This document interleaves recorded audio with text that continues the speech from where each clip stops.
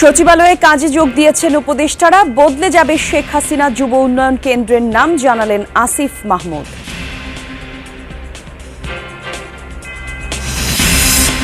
খুলতে শুরু করেছে রাজধানীর স্কুলগুলো। আতঙ্ক কাটেনি এখনো। অধ্যক্ষের পদত্যাগের দাবিতে ভিকারুননিসায় শিক্ষার্থীদের বিক্ষোভ।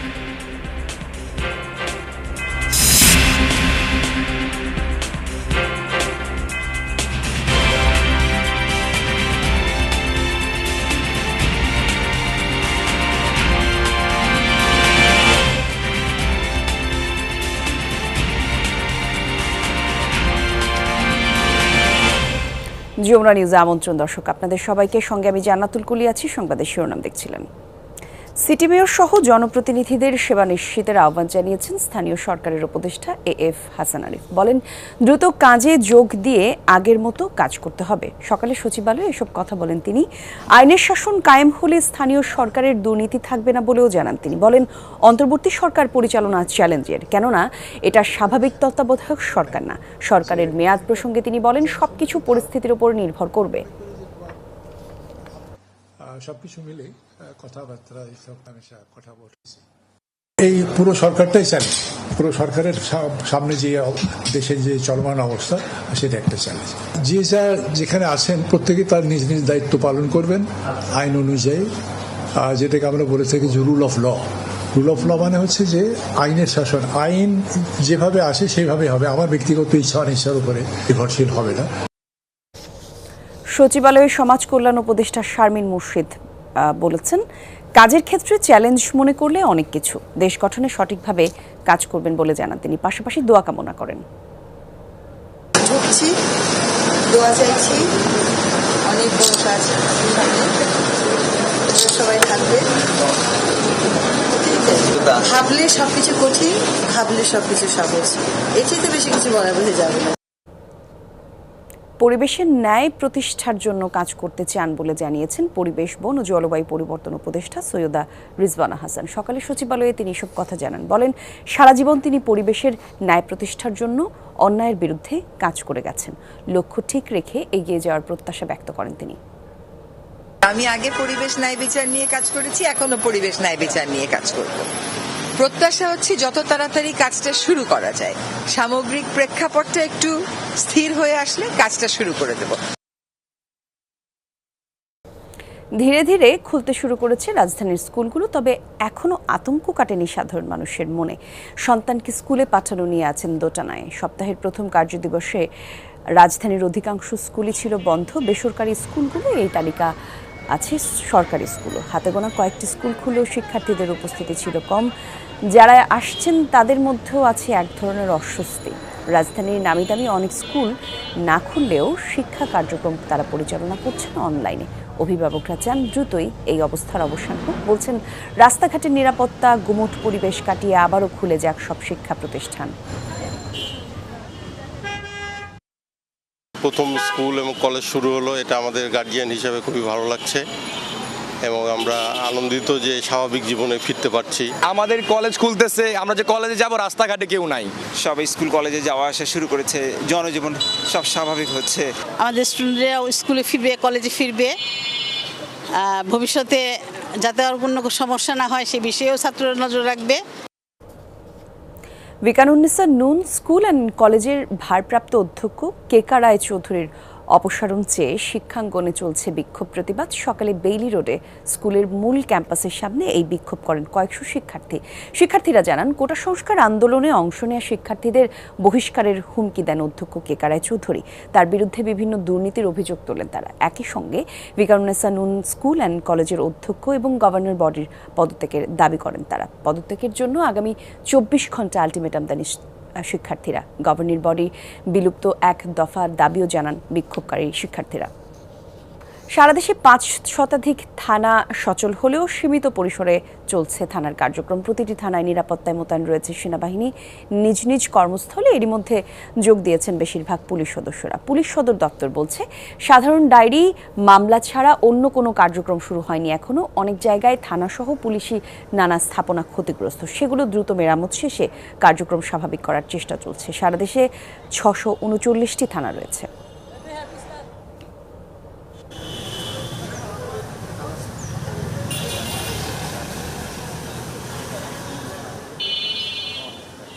বঙ্গভবনে আজ শপথ নিচ্ছেন আরও 2 উপদেষ্টা ফারুকী আজম এবং বিধান রঞ্জন রায়। এছাড়া প্রধান বিচারপতি সৈয়দ রেফাত আহমেদও আছেন।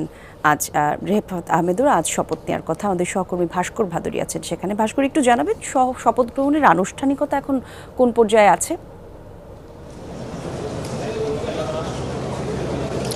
কলি, শপথ গ্রহণের যে অনুষ্ঠান কিন্তু শুরু হবার কথা ছিল দুপুর 12টা থেকে, কিন্তু কিছু আনুষ্ঠানিকতার প্রস্তুতি এখনো বাকি থাকার কারণে কিন্তু শপথ গ্রহণ অনুষ্ঠানটি এখনো শুরু হয়নি। বঙ্গভবনের দরবার হলে আজ শপথ গ্রহণের যে আনুষ্ঠানিকতা, সেই আনুষ্ঠানিকতার দেরি হবার দুটো কারণ রয়েছে। কারণ আজকে মোট 2টি শপথ গ্রহণ অনুষ্ঠিত হবে। অন্তর্বর্তীকালীন সরকার যে গঠন করা হয়েছে, সেই অন্তর্বর্তীকালীন সরকার গঠনের প্রথম দিন যে শপথ গ্রহণ অনুষ্ঠান হয়েছিল, সেখানে 3 জন উপদেষ্টা কিন্তু শপথ গ্রহণ করতে পারেননি। সেক্ষেত্রে আজ 2 জন উপদেষ্টা শপথ গ্রহণ করবেন এবং আমরা যতদূর নিশ্চিত হতে পেরেছি সুপ্রদীপ চাকমা এবং একই সাথে বিধান রঞ্জন রায় তারা আজকে শপথ নেবেন এবং তাদের এই যে শপথ অনুষ্ঠান, সেই শপথ অনুষ্ঠান শেষ হবার পরপরে কিন্তু অনুষ্ঠিত হবে প্রধান বিচারপতির শপথ গ্রহণ পর্ব। মূলত এই 2 ভাগে আজকে শপথ গ্রহণ অনুষ্ঠানটি কিন্তু সমন্বয় করা হয়েছে বঙ্গভবনের দরবার হলে। এবং এই শপথ গ্রহণ অনুষ্ঠানে অংশ নেওয়ার জন্য আমরা দেখতে পাচ্ছি বিচার বিভাগ সংশ্লিষ্ট যে সকল কর্মকর্তারা রয়েছেন এবং মাননীয় বিচারকগণ যারা রয়েছেন, তারা ইতিমধ্যেই কিন্তু বঙ্গভবনের দরবার হলে প্রবেশ করেছেন এবং তার অন্য পাশে উপদেষ্টাদের যে শপথ গ্রহণ পর্বটি রয়েছে, সেই উপদেষ্টাদের শপথ গ্রহণ পর্বে অংশগ্রহণ করার জন্য উপদেষ্টারা রয়েছেন। কিছুক্ষণের মাঝেই প্রধান উপদেষ্টা আসবেন এবং সব ধরনের প্রস্তুতি শেষ হবার পর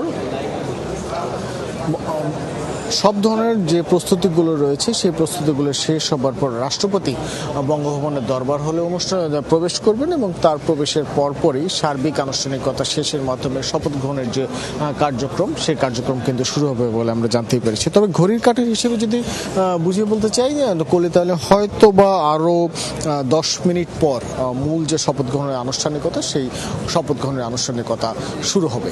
কলি, ধন্যবাদ আপনাকে ভাস্কর আমাদের সঙ্গে যুক্ত হওয়ার জন্য। বদলে যাচ্ছে শেখ হাসিনা যুব উন্নয়ন কেন্দ্রের নামে। কথা জানিয়ে যুব ও ক্রীড়া উপদেষ্টা আসিফ মাহমুদ বলেন, এই নামের সাথে অনেক হত্যা জড়িয়ে আছে। অন্যান্য যেখানে শেখ হাসিনা নাম আছে তাও মুছে ফেলা হবে বলে জানান তিনি।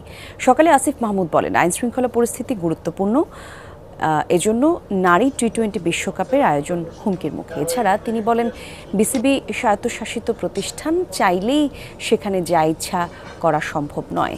আইনের মধ্যে থেকে যা যা করার সবটাই করা হবে বলে জানান তিনি। আসিফ জানান, দেশের বিভিন্ন খাত ঢেলে সাজাতে হবে, দুর্নীতি যেন আর না হয় তা খেয়াল রাখা হবে।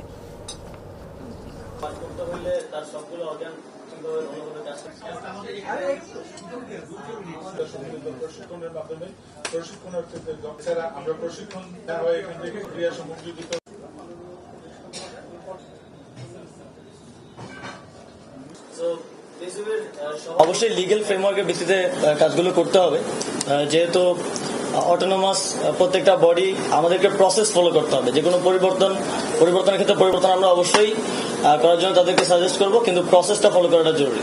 যে ব্যক্তি আসুন, সে ওই সিস্টেম ফলো করার মাধ্যমে এই যে দুর্নীতির কথা বলছেন কিংবা অনিয়মের কথা বলছেন, সেগুলো যেন আর কখনোই ফিরে না আসতে পারে। দর্শক, এই মুহূর্তে আমরা একটু সচিবালয়ে যেতে চাই। সচিবালয়ে আমাদের সহকর্মী নুনবী সরকার আছেন। মূলত আজ থেকে উপদেষ্টাদের আনুষ্ঠানিকভাবে প্রথম কার্যদিবস, সে বিষয়ে তার কাছ থেকে জানবো। নুনবী, একটু জানাবেন কর্মতৎপরতা কেমন দেখছেন? আজকে তো প্রথম কার্যদিবস তাদের জন্য, কি অবস্থা সেখানকার?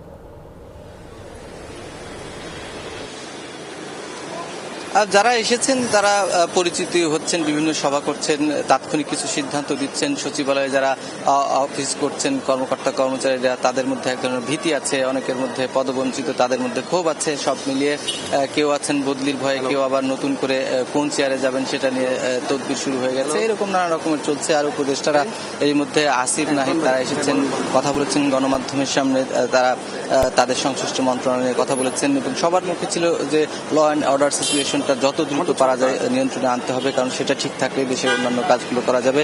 তারা বলেছেন যে বিশেষ করে আসিফের কাছে প্রশ্ন করা হয়েছিল কতদিন আপনারা থাকবেন কি এই বিষয়ে, তিনি বলেছেন যে আমরা আমাদের ক্ষমতার কোনো লোভ নেই, মোহ নেই, আমরা সংস্কার করার জন্য এসেছি, আমরা পরিবর্তন করতে চাই, দুর্নীতি বন্ধ করতে চাই, এক ধরনের দখলদারিত্ব যেগুলো ছিল সেগুলো বন্ধ করতে চাই, এরকম কথা বলেছেন। এবং তারা পরিবর্তনের কথা বলেছেন এবং সংস্কারের কথা বলেছেন, এবং যতদিন তাদের এই সংস্কারগুলো দরকার হবে ততদিন তারা থাকবেন, এরকম কথা কিন্তু তারা বলেছেন। নির্দিষ্ট সময়সীমার কথা তারা বলেননি।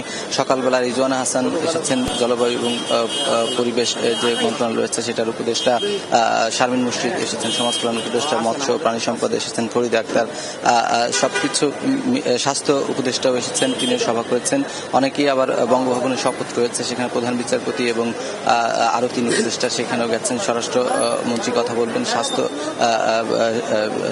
অর্থ উপদেষ্টা তিনিও এসেছেন, আইন উপদেষ্টাও এসেছেন। অর্থাৎ যারা দায়িত্বপ্রাপ্ত রয়েছেন প্রত্যেকেই মোটামুটি এখানে এসেছেন এবং অফিস করেছেন, পরিচিত হয়েছেন, প্রয়োজনীয় দিক নির্দেশনা দিয়েছেন। অর্থাৎ সচিবালয়ে যে স্থবিরতা ছিল সেটি কিন্তু অনেকখানি কেটে গেছে এবং কর্মচাঞ্চল্য ফিরে এসেছে এবং আসবে। তবে ল অ্যান্ড অর্ডার সিচুয়েশনটার দিকেই সবার প্রাথমিক টার্গেট। বলি ধন্যবাদ আপনাকে নূরনবী। বন্দরনগরীতে বৃষ্টিতে জলাবদ্ধতার উন্নতি হচ্ছে। সকাল থেকে টানা বৃষ্টিতে জলমগ্ন হয়ে পড়েছে চকবাজার, বহদ্দারহাট, মুরাদপুর, পাঁচলাইশ, কাতালগঞ্জ সহ নিচু এলাকাগুলো। বাসাবাড়ি, দোকানপাটে ঢোকে পানি আর সড়কেও জমে থাকে পানি। বেশি ভোগান্তিতে পড়েন কর্মজীবীরা। সপ্তাহের প্রথম কর্মদিবসে কাজে বেরিয়ে বিপাকে পড়েন তারা। দেখা দেয় যানবাহন সংকটের। পাশাপাশি শিক্ষার্থীরাও দুর্ভোগে পড়েন। দীর্ঘদিনের জলাবদ্ধতা নিরসন না হওয়ায় ক্ষোভ জানিয়েছেন সবাই।